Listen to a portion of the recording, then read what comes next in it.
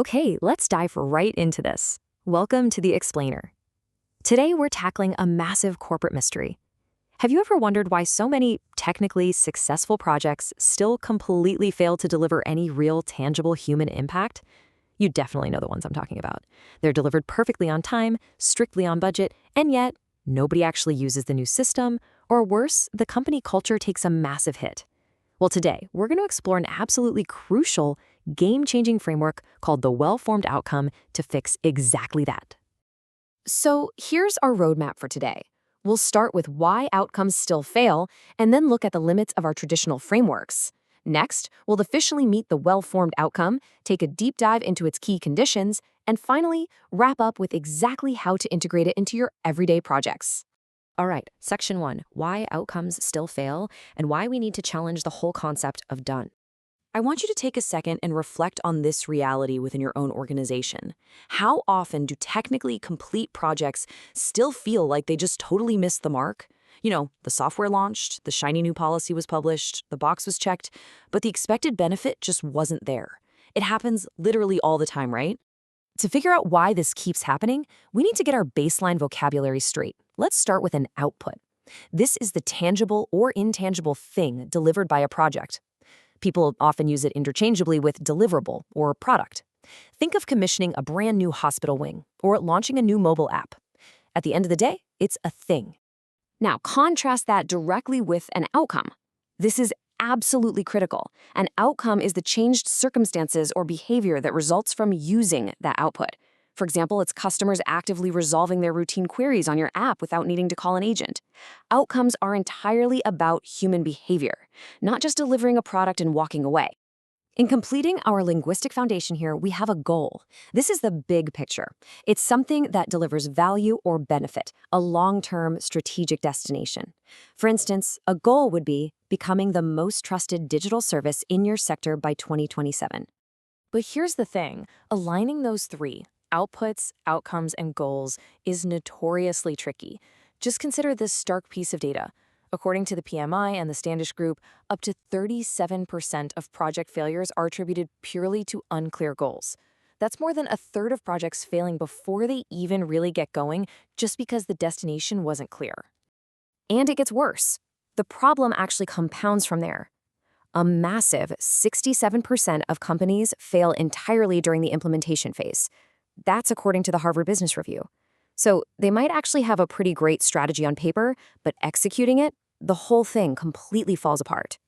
Brace yourself for this final shocking statistic from McKinsey. 70% of strategic transformations fall entirely short. 7 out of 10. That's a huge wake-up call. It clearly tells us that the traditional tools we're using to define success, they just aren't working anymore. So what are the actual root causes here? Well, we see a few common failure points popping up again and again. First off, goals are way too often stated as negatives, like reduce complaints. When you do that, teams just end up chasing metrics instead of meaning. Second, nobody really owns the outcome. You get these top-down cascaded goals that just create compliance, not genuine commitment. Third, ecology, meaning the unintended consequences on company culture or other teams, is totally ignored. And finally, done isn't defined observably by the human experience. We thoroughly test the software, for sure, but we completely ignore the human using it. Which leads us perfectly into Section 2, the limits of traditional frameworks, and really why our favorite acronyms keep failing us. I mean, we are all incredibly familiar with SMART goals and the Moscow method, right? They're practically built into our corporate DNA. But here's the catch. SMART was originally conceived by Peter Drucker for high-level management goals. Today, though, it's frequently misapplied to mere outputs and basic deliverables. And Moscow? To be honest, it's not a system for helping you actually deliver anything. It is quite literally just a selection process to categorize requirements. So the core issue we're facing is this. Traditional frameworks are great at testing deliverables and structure, but they almost completely ignore the actual humans who have to achieve them. They mandate a lot of compliance, but they fail to secure any real heartfelt commitment or address how human behavior actually works. And that brings us to Section 3. Meet the well-formed outcome. Let's introduce the framework that actually covers these dangerous human-centric blind spots. Enter the well-formed outcome, or WFO. This framework relies on 8 very strict conditions.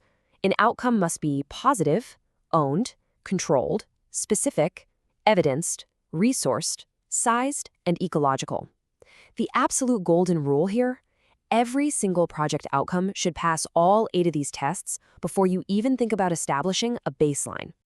Moving on to section 4, we are going to do a deep dive into the key conditions. These are the real paradigm-shifting tests of the WFO framework. Let's look closely at condition 1, positive. A classic bad goal sounds like this: ban the sales of new petrol or diesel cars from 2035. Why is that bad? Because human brains naturally navigate toward destinations, not away from absences or problems. Words like reduce, prevent, or stop just create ambiguity about what done actually looks like. A well-formed goal reframes this entirely. Create the market conditions and infrastructure so everyone wants EVs from 2035. You have to state what you actually do want. Next up is condition 2, owned. You really have to challenge your teams with this test. Can the outcome owner genuinely look you in the eye and say, I want this, not just, I've been told to deliver this? Think about it. If a sales team is just handed a massive revenue target without any involvement in setting it, that is a huge delivery risk. Imposed SMART goals just create compliance, but co-created targets, that's how you build true unstoppable commitment. Now let's jump to condition 5, evidenced. Vague evidence sounds like improved user satisfaction. Okay, but how much? Measured how exactly? By whom? WFO evidence is super exact. Post-resolution satisfaction score greater than 4 out of 5, measured via automated survey at close. And here is a brilliant pro tip for you. Run a day in the life of exercise. Ask the outcome owner to describe a typical day when the project has fully succeeded. I guarantee you, your true observable evidence is hiding right there in that story. Then we have condition 8, ecological. This is the one practically no other framework applies, and it's a lifesaver. You must stop and ask, what do we actually lose or harm if this succeeds? Who else is affected? For example, if you deploy a slick new AI chatbot, but your human agent's workload is completely unmeasured and their job security is unaddressed, your ecology is failing. And listen, if your answer to what is harmed is nothing, you absolutely haven't looked hard enough. This condition is essentially your hidden risk register for human systems. All right, let's transition to our final section, section 5, integrating WFO into projects. Because let's be real, a framework is only as good as your ability to actually use it in your daily operations. When we take a step back and compare SMART, Moscow, OKRs, and WFO side by side, a really clear pattern emerges. While traditional methods check for clarity and measurability, which is great, only WFO explicitly checks if a goal is stated in the positive. Only WFO checks if the owner genuinely wants it, and if there's a proper ecology check in place. WFO brings those crucial human dimensions that the other frameworks simply weren't built for. So practically speaking, where do you slot these 8 checks in? Right into the project lifecycle documents you're already using. In the business case phase, check that intended outcomes are positive, ecological, and genuinely owned before a single dollar is ever committed. During requirements, apply your sensory specificity and evidence conditions. And crucially, during your post-project review, run a final ecology check. Ask yourself, what changed beyond the project scope? Did the outcome actually stay well-formed once it hit the real world? I want to conclude with this provocative final thought for you to chew on. Think about the massive, sweeping shifts happening in business right now. As AI adoption projects fundamentally change your organization's skills, culture, and daily workflows, will well-formed outcomes become more important or less important? Traditional tools might be great to build the actual software, but you are going to need a distinctly human-centric framework to ensure your people actually survive and thrive in this new environment. So take these 8 conditions into your very next planning meeting. Thank you so much for joining me for this explainer.